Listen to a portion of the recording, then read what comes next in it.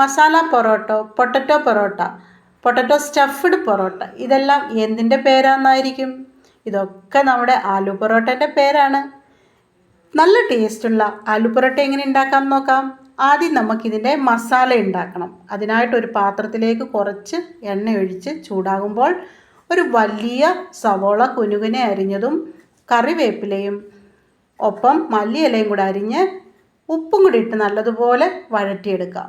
ഇനി ഇതൊന്ന് വഴന്നു വരുമ്പോഴത്തേന് കുറച്ച് പൊടി ഐറ്റംസ് ഇടാനുള്ള 1.5 ടീസ്പൂൺ മുളക് പൊടി, 1/2 ടീസ്പൂൺ ഗരം മസാലപ്പൊടി, 1/2 ടീസ്പൂൺ മഞ്ഞൾപ്പൊടി, 1/4 ടീസ്പൂൺ കുരുമുളക് പൊടി. എന്നിട്ട് വേവിച്ച് പുഴുങ്ങി വെച്ചിരിക്കുന്ന ഉരുളക്കിഴങ്ങ് നല്ലതുപോലെ പൊടിച്ച് ഈ മസാലക്കകത്തിട്ട് നല്ലതുപോലെ മിക്സ് ചെയ്ത് എടുക്കണം. ഒരു കഷ്ണം പോലും അതിലുണ്ടാകാൻ പാടില്ല. ഉണ്ടായാൽ നമ്മുടെ ചപ്പാത്തി പരത്തുമ്പോൾ അത് പൊട്ടിപ്പോവും.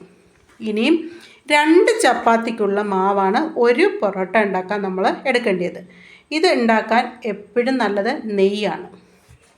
ഇനിയും അതായത് 2 ചപ്പാത്തിയുടെ അളവിലുള്ള ഉരുളകളെടുത്ത് ഉരുട്ടി ഒന്ന് പകുതി ചപ്പാത്തിയുടെ വലുപ്പത്തിൽ പരത്തിയിട്ട് നടുക്ക് മസാല വെച്ചിട്ട് വീണ്ടും നല്ലതുപോലെ പരത്തി തിന്നായിട്ട് പരത്തി കട്ടി കുറഞ്ഞ് പരത്തി എടുക്കുകയാണ്.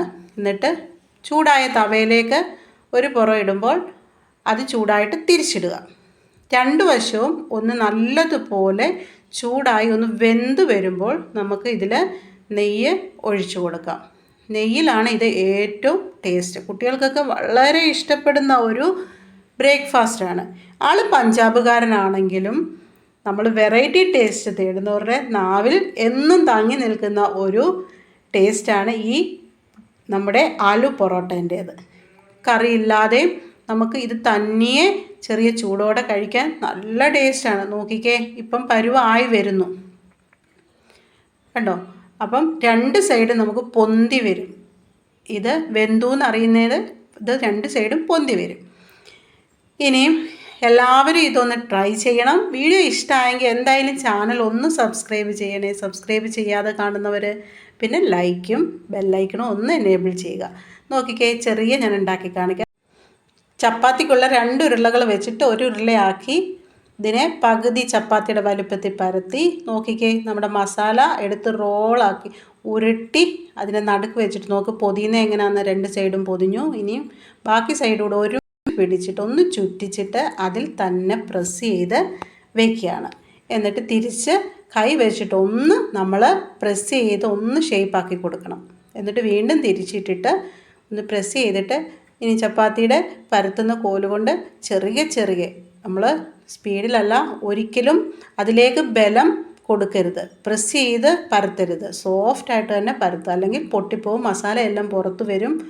അത് പിന്നെ ആലു പൊറോട്ടയ്ക്ക് നമ്മുടെ തവയിലൊക്കെ ഒട്ടിപ്പിടിക്കും, അത് ശരിയാവില്ല. ഇങ്ങനെ തന്നെ തീരെ നൈസായിട്ട് നോക്കിക്കുക. ഇപ്പം നിങ്ങൾ ഓർക്കും ഇത് പൊട്ടിയതാണ് നല്ല, അത് മസാല തിന്നായിട്ട് പരത്തിയതുകൊണ്ട് പുറത്തോട്ട് നമുക്ക് അകത്തുള്ള മസാല കാണാൻ പറ്റുന്നതാണ്. ഇനി ചൂടായ തവയിലോട്ടിട്ട് ഒരു സൈഡൊന്ന് ചൂടായിട്ട് വരുമ്പോൾ തിരിച്ചിട്ടിട്ട് അവിടവും ചൂടായി വരുമ്പോൾ ഒരു ബബിൾസൊക്കെ ഇങ്ങനെ പുറത്തൊന്ന് പൊന്തി വരുമ്പോൾ നമുക്ക് ഈ നെയ്യ് തേച്ച് കൊടുക്കാം. തേച്ച് കൊടുത്ത് വീണ്ടും തിരിച്ചിട്ട് നമുക്കെടുക്കാം. നടുക്ക് മസാല ഉള്ളത് കൊണ്ടാണ് നമുക്കിതിന് പ്രത്യേകിച്ച് കറിയൊന്നും വേണ്ടെന്ന് പറയുന്നത്.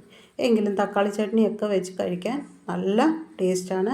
നോൺ വെജും കൊള്ളാം. നോക്കിക്കേ, ഇതൊന്ന് കട്ട് ചെയ്ത് കാണിക്കാം. ലെയറായിട്ട് വരുമ്പോൾ നടുക്കിങ്ങനെ മസാല ഉണ്ട്. അടുത്ത ഒരു വീഡിയോ കാണുമ്പോൾ എല്ലാവർക്കും നന്ദി. എന്തായാലും ട്രൈ ചെയ്തിട്ട് ഫീഡ്ബാക്ക് അറിയിക്കാൻ മറക്കാതിരിക്കുക.